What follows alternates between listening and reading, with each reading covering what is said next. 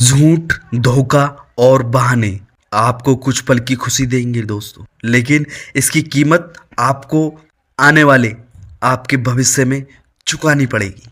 नमस्कार दोस्तों, बहुत स्वागत है आपका आपके चैनल अच्छे संस्कार पर। दोस्तों, आज हम जानने वाले हैं तुला राशि का राशिफल माह है मार्च 2025 का। कैसा रहेगा आपका स्वास्थ्य, करियर, प्रेम प्यार, शिक्षा, सब कुछ दोस्तों इस वीडियो में जानने वाले हैं। और दोस्तों लास्ट में बताएंगे आपको अचूक उपाय, क्या उपाय आपको करने चाहिए। तो चलिए शुरू करते हैं। सबसे पहले जान लेते हैं दोस्तों आपके आर्थिक स्थिति के बारे में।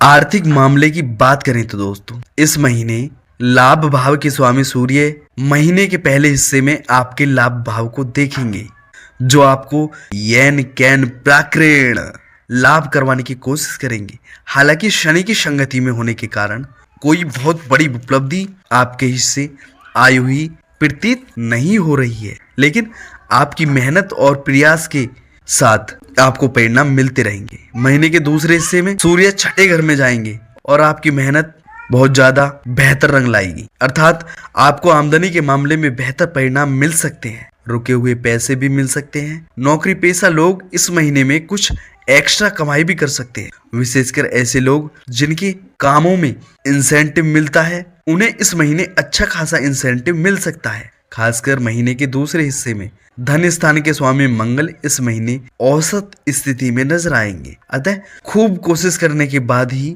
आप बचत करने में कामयाब रहेंगे। हालांकि धन के कारक ग्रह बृहस्पति की सप्तम दृष्टि दूसरे भाव पर बनी हुई है, जो फिजूल खर्ची को रोकने का काम करेगी, अर्थात पहले से बचाए हुए धन को आप व्यर्थ नहीं जाने देंगे। लेकिन नए सिरे से बचत होने की उम्मीद कम है, अर्थात मामले में औसत लेवल के परिणाम आपको प्राप्त होंगे। और दोस्तों अब जान लेते हैं आपके स्वास्थ्य के बारे में।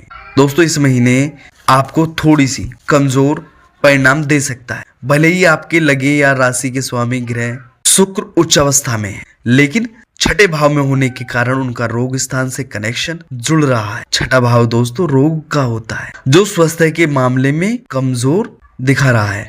अतः इस पूरे महीने आपको अपने स्वास्थ्य के प्रति जागरूक रहना जरूरी रहेगा। आरोग्यता का कारक ग्रह सूर्य भी महीने के पहले हिस्से में रोग के कारक ग्रह शनि के साथ युद्ध कर रहा है। आपके 5वें घर में युति कर रहा है, तो पेट से संबंधित कुछ परेशानियां दे सकता है। विशेषकर सूर्य पित्त को प्रकोपित कर सकता है। ऐसी स्थिति में आपको बुखार या फिर एसिडिटी इत्यादि की शिकायतें रह सकती हैं। जिन लोगों को नसों से संबंधित कोई तकलीफ पहले से बनी हुई है, उन्हें भी इस महीने अपनी समस्या लेकर जागरूक रहना जरूरी रहेगा। अर्थात इस महीने पेट से संबंधित तकलीफ, नसों से संबंधित तकलीफ, साथ साथ सिर दर्द, बुखार इत्यादि की कुछ परेशानियां रह सकती हैं। ऐसे में इस महीने में अपने स्वास्थ्य का पूरी तरह से ध्यान रखें, कोई ऐसी वैसी चीज ना खाएं।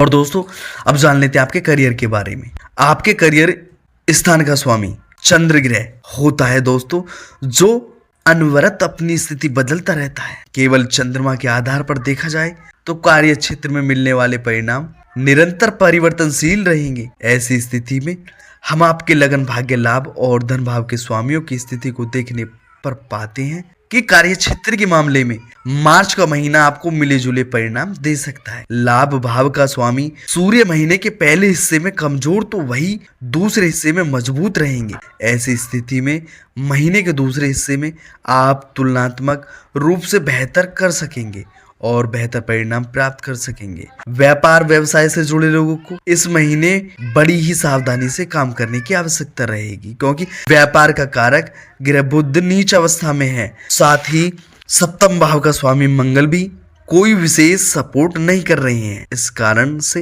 व्यापार में कोई नया निवेश उचित नहीं रहेगा। पुरानी चीजों को ही अपने अनुभव के आधार पर मेंटेन करते रहना जरूरी रहेगा। बेहतर रहेगा इस महीने उधार के लेन देन से बचें, जिससे व्यापार में किसी तरह का नुकसान आपको ना हो। वही नौकरी पेशा लोग इस महीने काफी हद तक अच्छा परिणाम प्राप्त कर सकेंगे। हालांकि छठे घर के स्वामी की स्थिति लगातार 8वें भाव के होने के कारण कमजोर कही जाएगी, लेकिन इस महीने बृहस्पति चंद्रमा के नक्षत्र में रहेंगे और चंद्रमा आपके करियर स्थान के स्वामी हैं। इस कारण से नौकरी में आपको काफी हद तक अनुकूल परिणाम मिल सकते हैं। विशेषकर महीने के दूसरे हिस्से में आपकी पदोन्नति के मार्ग खुल सकते हैं। दोस्तों अब जान लेते हैं आपके वैवाहिक जीवन के बारे में।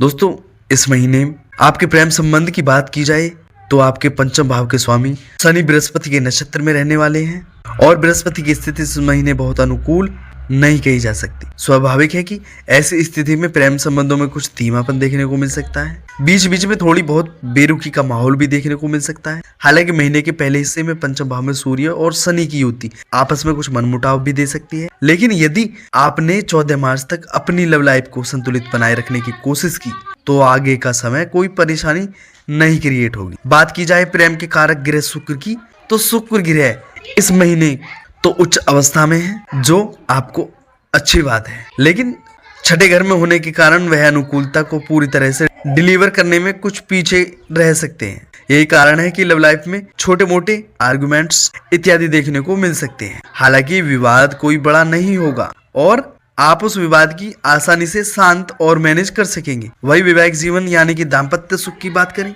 इस महीने सप्तम भाव का स्वामी भाग्य स्थान पर रहेगा, जो न तो अच्छी स्थिति में है ना ही बुरी स्थिति में है, अर्थात मंगल के द्वारा आपको औसत लेवल का परिणाम मिलेंगे। शनि तीसरी दृष्टि लगातार सप्तम भाव पर बनी हुई है, जो पिछली समस्याओं को जारी रख सकती है, अर्थात नए सिरे से कोई समस्या नहीं आएगी। लेकिन यदि पिछले महीने से कोई समस्या दाम्पत्य जीवन में रही है तो वह इस महीने भी बरकरार रह सकती है। शुक्र और बृहस्पति का गोचर भी इस मामले में कोई बड़ी मदद नहीं कर पा रहा है। इन सभी कारणों से आपको दाम्पत्य संबंधी मामलों में गंभीरता पूर्वक निर्वाह करने की आवश्यकता रहेगी। कहने का तात्पर्य यह है कि मार्च का महीना आपको प्रेम संबंध और वैवाहिक जीवन में दोनों के लिए न्यूट्रल सा नजर आ रहा है। ना तो इस महीने कोई बड़ी परेशानी आएगी, ना ही कोई अच्छी बात रहेगी। स्थितियों में सुधार नजर आ रहा है, ना जो जैसा चल रहा था वैसा ही बना रह सकता है। और दोस्तों अब जान लेते हैं आपके मित्र और परिवार से कैसे संबंध होंगे। दोस्तों मार्च